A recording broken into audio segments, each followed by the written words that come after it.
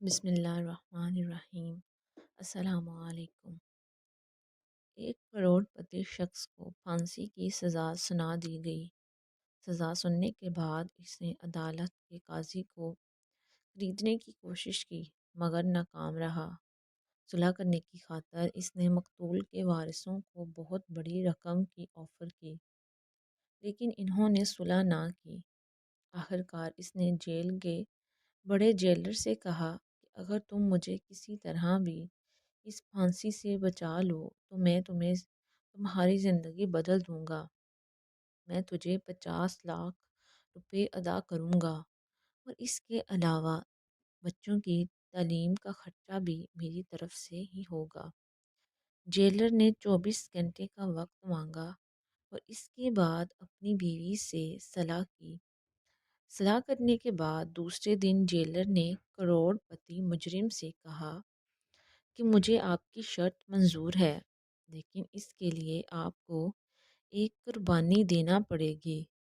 اس نے پوچھا کہ کون سی قربانی؟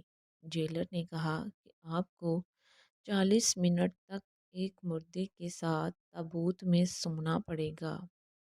یہ بات سن کر کروڑ پتی شخص کو پھانسی کی سزا سنا دی گئی۔ اس سزا کو یقینی بنانے کے لیے اسے شہر کے دور دراز ایک جزیرے کی جیل میں قید کیا گیا، ایک ایسا جزیرہ جہاں ان قیدیوں کے علاوہ کوئی شخص نہیں جاتا تھا۔ قیدی بھی وہیں لائے جاتے جن کو موت کی سزا سنا دی جاتی۔ اس دور دراز جزیرے میں لانے کا مقصد صرف یہی تھا کہ قیدی اپنی دولت یا اسرور و سوخ کا استعمال نہ کر سکے، مگر کروڑ پتی نے اس جزیرے میں ہی اپنی قسمت آزمانے کا فیصلہ کیا اور اپنی دولت کا سہارا لیتے ہوئے اپنے آپ کو اس سزا سے بچانے کی کوشش کی۔ اس نے ایک جیل کے سپاہی کو رشوت دینے کا فیصلہ کیا تاکہ وہ کسی نہ کسی طرح اور کسی قیمت پر اسے اس جزیرے سے فرار کرا سکے۔ سپاہی نے اس کروڑ پتی شخص کو بتایا کہ اس جزیرے سے فرار ہونا ناممکن ہے، کیونکہ اس جزیرے کے ارد گرد حفاظتی اقدامات انتہائی سخت ہیں۔ جزیرے سے ایک ہی صورت میں انسان فرار اختیار کر سکتا ہے یا نکل سکتا ہے، وہ ہے موت۔ موت کا نام سنتے ہی کروڑ پتی شخص نے کہا، کیسی باتیں کر رہے ہو؟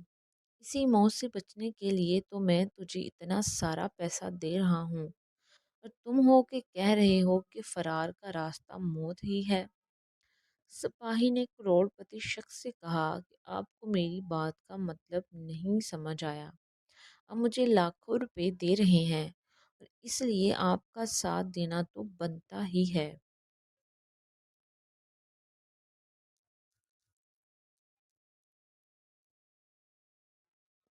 آپ پریشان مت ہوں، آپ کو فرار ہونے کے لیے مرنا نہیں پڑے گا۔ میں نے آپ کے فرار ہونے کے لیے ایک منصوبہ بنایا ہے۔ آپ میرے اس منصوبے کا غور سے سنیں۔ جیل کے جزیرے سے صرف ایک ہی چیز باہر لاتی ہے اور وہ بھی بغیر تشریف کے، وہ ہے مردوں کا تابوت۔ جب بھی کسی کو پھانسی دی جاتی ہے یا کسی کی طبی موت ہو جاتی ہے تو اس کی لاش کو مردہ خانے سے تابوت میں لا کر بحری جہاز میں منتقل کیا جاتا ہے، جہاں پر چند محافظوں کی نگرانی میں چند سادہ سی رسومات ادا کرنے کے بعد اس تابوت کو قبرستان میں دفنانے کے لیے بھیج دیا جاتا ہے۔ وہ محافظ ان تابوتوں کو بحری جہاز سے خشکی پر منتقل کرنے اور پھر دفنانے کے بعد واپس لوٹ آتے ہیں۔ اس کارروائی پر روزانہ صبح 10 بجے اس صورت میں عمل درآمد کیا جاتا ہے کہ وہاں مردہ خانے میں مردہ اور تابوت موجود ہوں۔ آپ کے فرار کا واحد یہی حل ہے۔ اہتمامی لمحات سے پہلے آپ کسی طرح اس تابوت میں کسی مردے کے ساتھ لیٹ جائیں فرار کا یہی واحد راستہ ہے۔ معمول کی کارروائی اہتمام پذیر ہو گئی۔ بحری جہاز سے آپ زمین اور پھر زمین سے قبرستان پہنچ جائیں، وہاں جا کر تابوت کو دفن کر دیا جائے، اور جیسے ہی جیل کا عملہ وہاں سے واپسی کے لیے نکلے تو ہنگامی رخصت لے کر ادھر آدھے گھنٹے کے اندر اندر وہاں پہنچ کر آپ کو قبر اور تابوت سے باہر نکال لوں۔ پھر آپ وہ رقم دیں جس پر ہم نے اتفاق کیا ہے، اور اس کے بعد چھٹی کا وقت ختم ہوتے ہی واپس جیل چلا جاؤں گا اور آپ بھی غائب ہو جائیں گے۔ آپ کی گمشدگی ایک معمہ بن جائے گی جس کا کسی اور کو کوئی پتہ نہیں چل سکے گا۔ اس معمے میں ہم دونوں کے علاوہ کوئی نہیں جاتا، ہمیں کسی قسم کا فرق نہیں پڑے گا۔ اس بارے میں آپ کا کیا خیال ہے؟ کیا آپ اس منصوبے پر عمل کروانا چاہتے ہیں؟ کروڑ پتی شخص نے کہا، یہ ایک جنونی قسم کا منصوبہ ہے، لیکن سولی پر لٹکنے سے ہزار درجہ بہتر ہے کہ میں اس منصوبے پر عمل اور اس منصوبے کا حصہ بنوں، کیونکہ میرے پاس دوسرا راستہ بھی نہیں ہے۔ پھر دونوں نے اس طریقہ کار پر اتفاق کیا، اس سوچ کے ساتھ کہ وہ دونوں اپنے منصوبوں میں کامیاب ہو جائیں گے۔ سپاہی کے منصوبے کے مطابق اس قیدی نے اس بات پر اتفاق کیا کہ وہ مردہ خانے سے چپکے میں جائے گا۔ اگر وہ خوش قسمت رہا اور وہاں کسی کی موت واقع ہو گئی تو وہ اپنے آپ کو بائیں طرف والے پہلے نمبر والے تابوت میں بند کر لے گا، جس میں پہلے ہی ایک لاش موجود ہوگی۔ اگلے دن حسب منصوبہ سپاہی کے بتائے ہوئے راستے پر چلتے ہوئے وہ کروڑ پتی شخص مردہ خانے کے اندر گھسنے میں کامیاب ہو گیا۔ وہاں مردہ خانے کے فرش پر وہ تابوت رکھے ہوئے تھے۔ پہلے تو وہ کسی مردے کے ساتھ تابوت میں لیٹنے کے خیال سے ہی گھبرانے لگا۔ یہ ایک ایسا تجربہ تھا جو وہ زندگی میں پہلی بار کر رہا تھا۔ یقیناً یہ ایک مشکل کام تھا، لیکن ایک بار پھر زندہ رہنے کی امید اسے اس عارضی خوف سے غائب آ گئی۔ اس نے اپنی آنکھیں بند کرتے ہوئے احتیاط کے ساتھ تابوت کو کھولا تاکہ مردے کو دیکھ کر وہ خوف زدہ نہ ہو۔ پھر اس نے جلدی سے اپنے آپ کو مردے کے اوپر گرا دیا اور تابوت کو بند کر لیا۔ اس وقت تک بے چینی اور پکڑے جانے کے خوف کے ساتھ انتظار کر رہا تھا، جب تک کہ اس نے محافظوں کی آواز نہ سن لی۔ وہ تابوت کو جہاز کے عرصے میں لے جانے کے لیے آپس میں گفتگو کر رہے تھے۔ مردہ خانے سے لے کر جہاز تک اسے قدم بقدم جگہ کی تبدیلی کا احساس ہو رہا تھا۔ جہاز کا لنگر انداز ہونے سے لے کر پانی پر اس کی حرکت اس نے محسوس کی۔ سمندری پانی کی مہک جب تک اس کے نتنوں سے ٹکراتی رہی، تب تک اس کو عدم تحفظ کا احساس برقرار رہا۔ جہاز نے ساحل پر پہنچ کر لنگر انداز ہوا۔ محافظوں نے کھینچ کر تابوت کو خشکی پر اتارا اور اس کے کانوں سے محافظوں کی گفتگو کے چند جملے سنے۔ وہ اس تابوت کو عجیب و غریب وزن کے بارے میں آپس میں تبصرہ کر رہے تھے۔ یہ تبصرہ اس کے لیے پریشانی کا باعث بن گیا، کیونکہ اسے شک ہو چکا تھا کہ شاید یہ تابوت کھول کر چیک نہ کر لیں، کیونکہ یہ خوف اس وقت ختم ہوا جب اس نے ایک محافظ کو لطیفہ سناتے ہوئے سنا اور کسی قیدی کے زیادہ وزن کا مذاق اڑا رہا تھا۔ مردہ خانے سے لے کر قبرستان تک شاید وہ پہلا لمحہ تھا جب اس کروڑ پتی شخص نے تھوڑی سی راحت محسوس کی۔ اس کی پریشانی تھوڑے وقت کے لیے ختم ہو چکی تھی۔ اب اسے محسوس ہو رہا تھا کہ تابوت کو گڑھے میں اتارا جا رہا ہے۔ چند لمحے بعد اسے تابوت کے اوپر والی سطح پر مٹی بکھیرنے کی آواز سنائی دی اور محافظوں کے بولنے کی آواز آہستہ آہستہ کم ہوتے جا رہی تھی۔ اب وہ اس اندھیری قبر میں عجیب و غریب صورتحال سے دوچار تھا۔ اس کے دل کی کیفیت بہت ہی عجیب تھی۔ وہ ایک انسانی لاش کے ساتھ 3 میٹر کی گہرائی میں دفن تھا، اور وہ بھی زندہ، اور ہر گزرتے لمحے کے ساتھ اس کے لیے سانس لینا مشکل ہوتا جا رہا تھا۔ اس نے دل ہی دل میں سوچا کہ اسے سپاہی پر بھروسہ نہیں کرنا چاہیے تھا۔ وقت گزرتا جا رہا تھا لیکن اس نے اپنے وعدے کو وفا نہ کیا اور ابھی تک میری مدد کے لیے نہ پہنچ سکا، لیکن وہ یہ بات بھی جانتا تھا کہ دولت سے محبت بڑی طاقت ہوتی ہے۔ انسان مال و دولت کی چاہ میں کچھ بھی کرنے کو تیار ہو جاتا ہے۔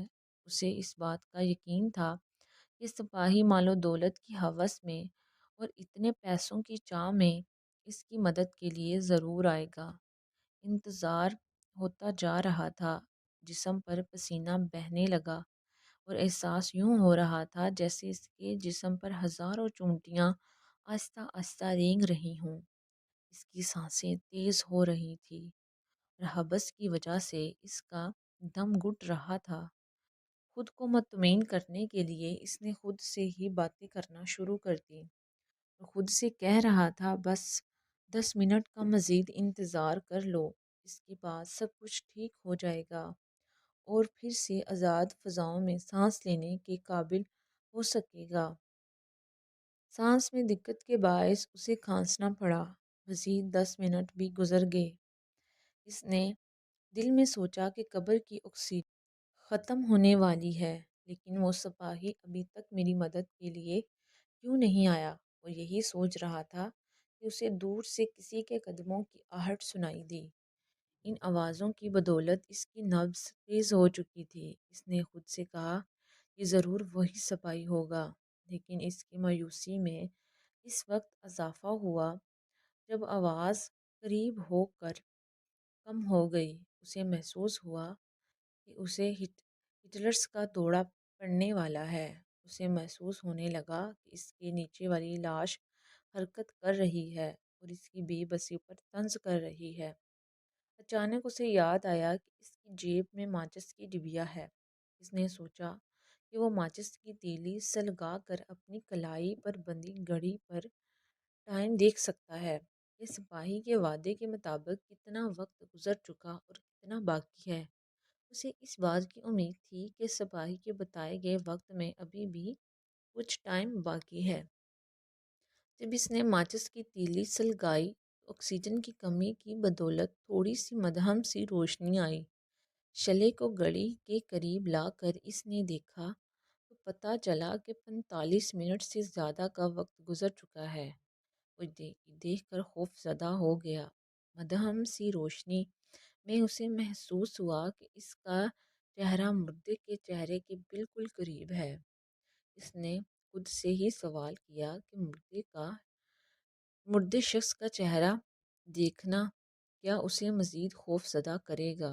کیا وہ اس مردے سے اس تنہائی میں ڈر جائے گا؟ تجسس اور خوف کے ساتھ اس نے اپنی گردن موڑی۔ شعلے کو لاش کے چہرے کے قریب لا کر دہشت کے مارے اس کی آنکھیں پھٹی کی پھٹی رہ گئی اور اس کے رونگٹے کھڑے ہو گئے۔ اسے اپنی آنکھوں پر یقین نہیں آ رہا تھا کہ یہ تو اسی شخص کا چہرہ ہے جس نے پیسوں کی خاطر اسے زندگی کی امید دلائی تھی۔ یہ اسی سپاہی کی لاش تھی جس کی امید کی بدولت اس نے اپنے آپ کو زندہ تابوت میں دفن کیا۔ شعلوں کے مدھم ہوتے ہی اسے اپنی زندگی کی شمع بھی ختم ہوتی دکھائی دے رہی تھی۔ اسے اس بات کا یقین ہو رہا تھا کہ اس کی دولت، اس کا مال اس کے کوئی کام نہ آ سکا، اور اس بات کا قائل ہو چکا تھا کہ تقدیر کا مقابلہ نہیں کر سکتا۔ انسان کو جب مال و دولت اور اسے جسمانی طاقت میسر ہوتی ہے تو وہ سمجھتا ہے کہ وہ اس دنیا کا طاقتور شخص ہے۔ کوئی اس کا مقابلہ نہیں کر سکتا، نہ ہی اس کا کچھ بگاڑ سکتا ہے۔ اس کے پاس اتنی دولت ہے کہ کسی کو بھی خرید سکتا ہے، لیکن انسان کی زندگی میں ایسے لمحات ضرور آتے ہیں جب وہ بے بس ہو جاتا ہے اور دولت اس کے کوئی کام نہیں آتی۔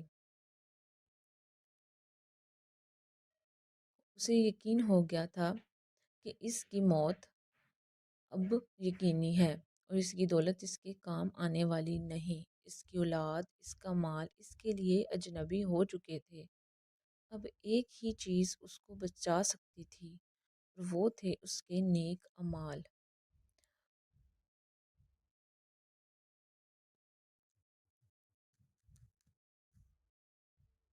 جس کی بدولت وہ عذاب الہی سے بچ سکتا تھا۔